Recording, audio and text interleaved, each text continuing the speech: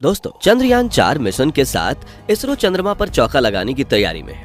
जी हाँ, चंद्रयान-3 की अपार सफलता के बाद इसरो ने चंद्रयान-4 मिशन के लिए एक ऐसा प्लान बनाया है जिसके बारे में जानकर चीन और अमेरिका के भी पैरों तले जमीन खिसक गई है।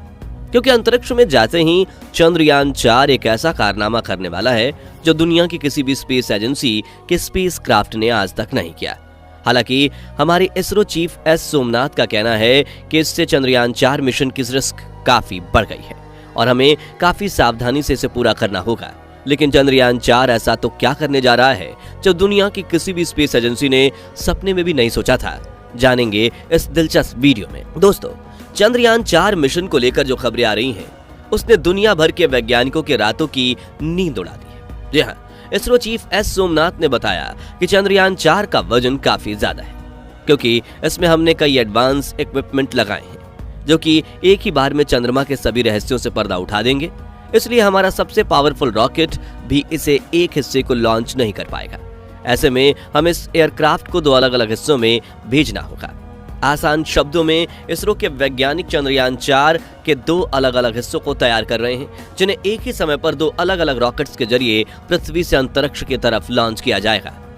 इन रॉकेट्स के काम चंद्रयान-4 के इन दोनों हिस्सों को पृथ्वी की कक्षा में स्थापित करना होगा, जिसके बाद ये दोनों ही हिस्से चंद्रमा की तरफ अपने सफर पर निकल जाएंगे और चंद्रमा की तरफ जाते हुए रास्ते में ही चंद्रयान-4 के हिस्सों को अंतरिक्ष में जोड़ा जाएगा। यानी एक तरफ यात्रा हो रही होगी और दूसरी तरफ चंद्रयान-4 को एक दूसरे से जोड़ा जा रहा होगा। इस तरह हजारों किलोमीटर प्रति घंटे की रफ्तार से चलते हुए ये दोनों हिस्से एक दूसरे के पास आएंगे और ऑटोमेटिक प्रोसेस से इन दोनों के बीच में जॉइंट हुक्स लग जाएंगे, जिससे दोनों को मिलाकर एक स्पेसक्राफ्ट तैयार होगा। आपको बता दें कि जोड़ने की इस प्रक्रिया को डॉकिंग कहा जाता है।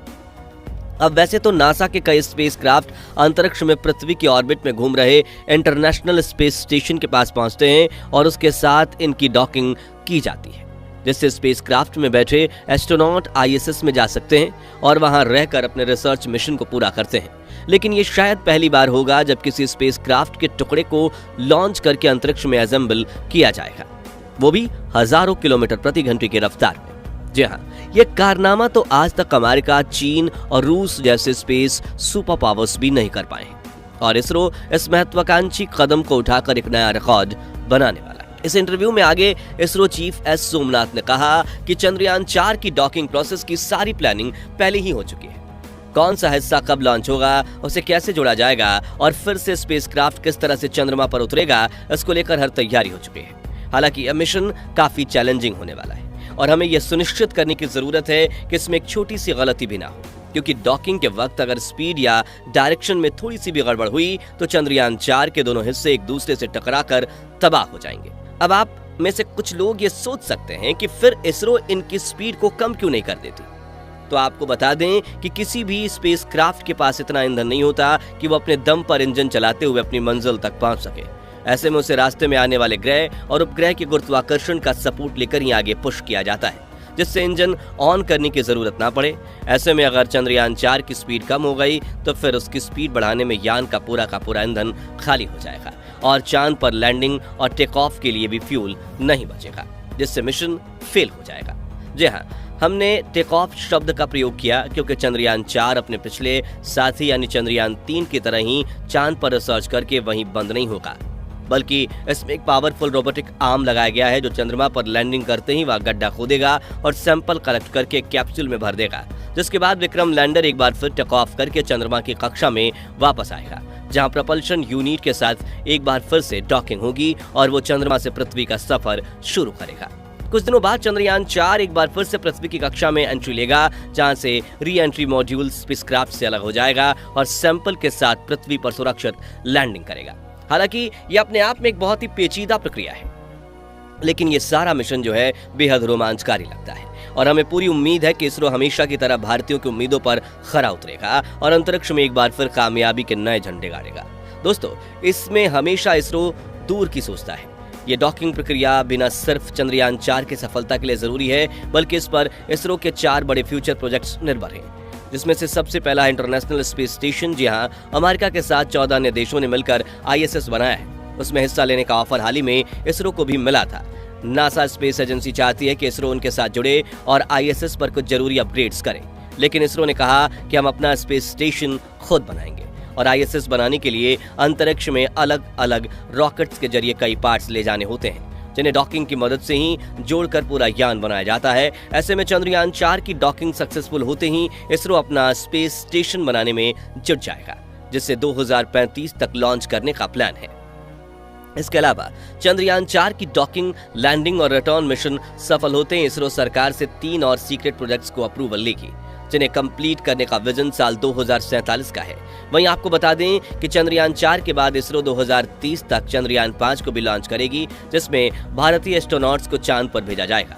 लेकिन इसरो का हर अपकमिंग मिशन चंद्रयान 4 की सफलता पर टिका है। ऐसे में इसरो के वैज्ञानिक चंद्रयान 4 पर पूरी सटीकता के साथ दिन रात काम कर रहे हैं और इसे साल 2025 में लॉन्च कर दिया जाएगा।